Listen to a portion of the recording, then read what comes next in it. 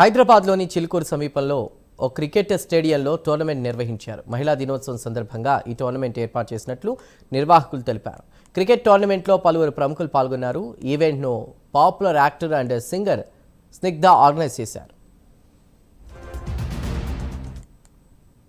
And నాకు చిన్నప్పటి నుంచి గల్లీ క్రికెట్ బాగా అలవాటు, చిన్నప్పటి నుంచి ఆడుతూ వచ్చాము. బట్ ఏదో కాజ్ వల్ల ఏదో పనుల్లో పడిపోయి ఆడట్లేదు. సో అలాంటి అమ్మాయిలు చాలామంది దగ్గర చూశాను. ఇందాక మంచి సీన్ చూశాను. ఒక ఆమె పిల్లాడిని ఎత్తుకొని డాన్స్ చేస్తున్నా, పిల్లాడే తీన్మారేస్తున్నాడు వాళ్ళ అమ్మ విన్ అయిందని. అది మంచి దృశ్యం, అది మనకు దొరికింది. సో అట్లాంటి దానికోసమే ఫ్యామిలీ లేడీస్ అందరూ కూడా ఎవరైతే వాళ్ళ ప్యాషన్ అదంతా మర్చిపోయారో అదంతా మళ్ళీ ఆడాలి. స్పోర్ట్ అనేది హెల్దీ ఇది. అండ్ ఐ థ్యాంక్ సందీప్, నువ్వు ఎప్పుడు వెనకాలే ఉంటావా?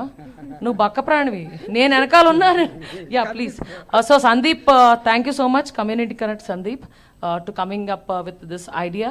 అండ్ సీరియస్లీ వన్ డే ముందే నేను అసలు చాలా చోట్లకి వెళ్ళాను. గ్రౌండ్ ఇదంతా నిజంగా గ్రౌండ్ వెంటనే ఇది మన శశి గారితో మాట్లాడి, అండ్ మార్వెల్ క్రికెట్ గ్రౌండ్ అనేది మార్వెలస్ గ్రౌండ్, అలాంటిది శశి గారు ఇవ్వడం అనేది మాకు చాలా చాలా చాలా చాలా thank you. And title sponsor Srikanth అన్న చెప్పగానే ఏసీసీఎల్కి నేను ఫస్ట్ వెళ్ళాను. అక్కడి నుంచి రాగానే ఇలా చేసేయాలి అనుకున్నాము. ఓం నమో వెంకటేశాయ. సో జనరల్గా ఆడవాళ్ళ క్రికెట్ అనగానే చాలామంది వెనక్కిపోతూ ఉంటారు. సో నాకు చెప్పగానే చాలా సంతోషం అనిపించింది. ఇవాళ ఒక మ్యాచ్ కూడా చూశాను నేను, ఫైనల్ మ్యాచ్.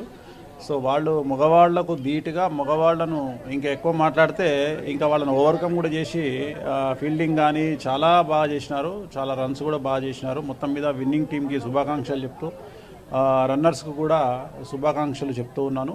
సో చాలా బాగా అనిపించింది. జనరల్గా ఉమెన్స్ డే అనేది డైలీ ఉమెన్స్ డేనే, ఉమెన్ లేకుండా డేనే ఉండదు. సో దానికి ఉమెన్స్ డే అని చెప్పడం అనేది నాకైతే నచ్చదు. ఎందుకంటే ఉమెన్ లేని డే లేదు.